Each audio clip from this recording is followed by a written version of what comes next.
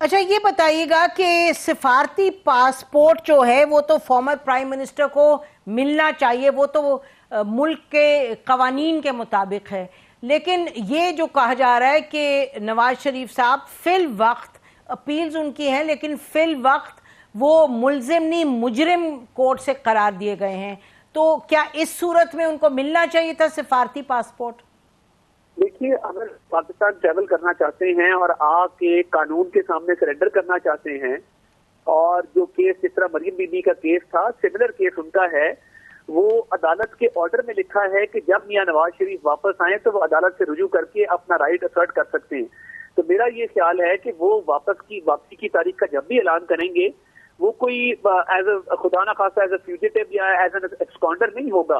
वो कानून के सामने सरेंडर करने आएंगे, वो कानून और आइन के मुताबिक जो उनका केस बनता है वो अपील आर्ग्यू करेंगे और उसके मुताबिक आगे चलेंगे।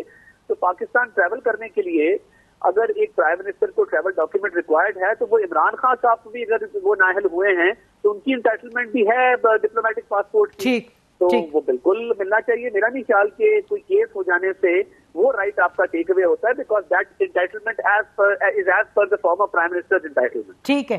अली नवाज साहब, आप ये गुफ्तगू सुन रहे हैं, तो देखिए आप लोगों का बात वहीं की वहीं, जो आपका मुतालबा है वहीं है कि जी आप जल्दी इलेक्शंस करवाएं।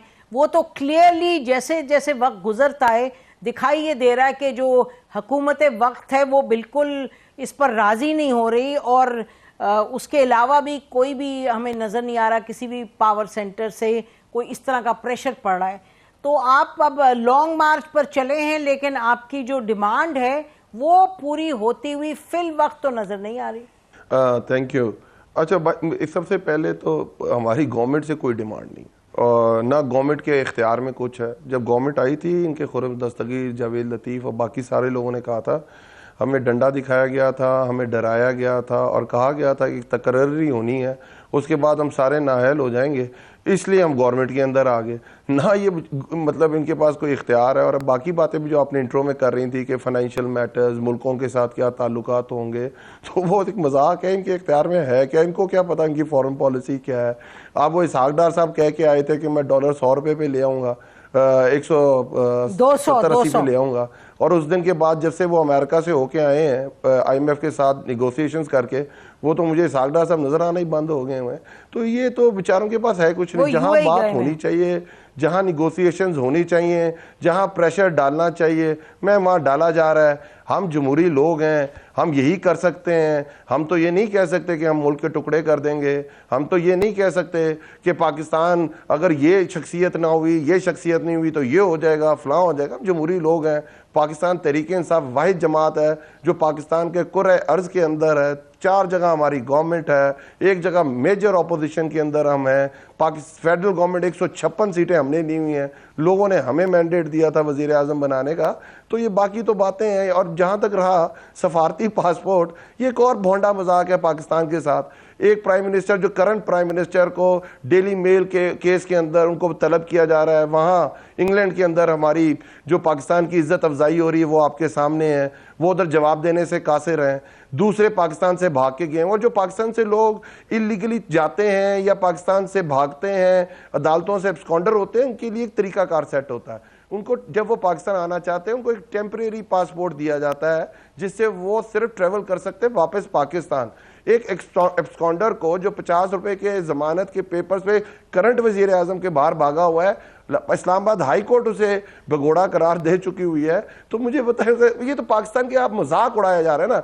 जो नैब के अंदर इस्लाहात आई हैं, मैम, पूरी दुनिया उसके ऊपर क्रिटिसिज्म कर रही है कि पर्सन स्पेसिफिक अपने लिए ओवरसीज पाकिस्तानी रोज इनके महल के आगे, जिनको ये कहते हैं हमारा नहीं है, उसके बाहर खड़े होते हैं, रोज चीख रहे होते हैं हमारा पैसा वापस करो। जिस तरह इन्होंने EVM खत्म की है, आज मैम 7 महीने हो गए, आप पॉलिटिक्स कवर करती हैं, पार्लियामेंट कवर करती हैं, एक लेजिस्लेशन बता दें जो पाकिस्तान की आवाम के लिए आई हो। पाकिस्तान में सैलाब होया, किसी मुल्क ने अंदरूनी तौर पे, बैरूनी तौर पे पाकिस्तान की मदद नहीं की।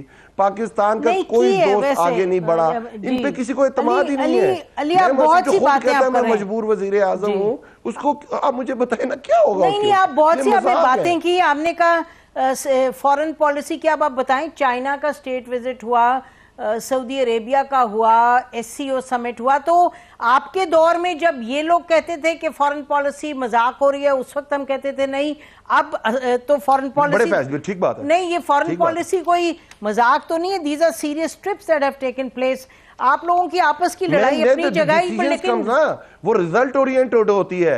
अगर हम यूएन के जाके, यूएन हमें बुलाता है, हम जाते हैं वहां, हम तकरीर करते हैं, अपने सफारती ताल्लुकात इस्तेमाल करते हैं, इस्लामोफोबिया का केस उठाते हैं, तो 15 मार्च डिक्लेयर होता है। अगर हम टर्की के साथ जाते हैं, मलेशिया को उधर बुलाते हैं, एक ब्लॉग बनाते हैं, उसके चीजें आगे की तरफ बढ़ती हैं। जब हमारे मुश्किल तो फिर आपको पीछे हटना पड़ा ना, आगे बढ़ता है, हमसे लिंक नहीं कर देता कि IMF के पास जाओ, वर्ल्ड बैंक के पास जाओ, अगर वो तुम्हें पैसा देते हैं तो हम तुम्हें पैकेज देंगे। वो $6.6 बिलियन का हमें पैकेज देता है, कतर हमें पैकेज देता है, हमें UAE पैकेज देता है, और पाकिस्तान की आज तो दुनिया की जितनी इंटरनेशनल फाइनेंशियल ऑर्गेनाइजेशंस हैं वो तो आपको कह रही है पाकिस्तान डिफॉल्ट कर चुका हुआ है।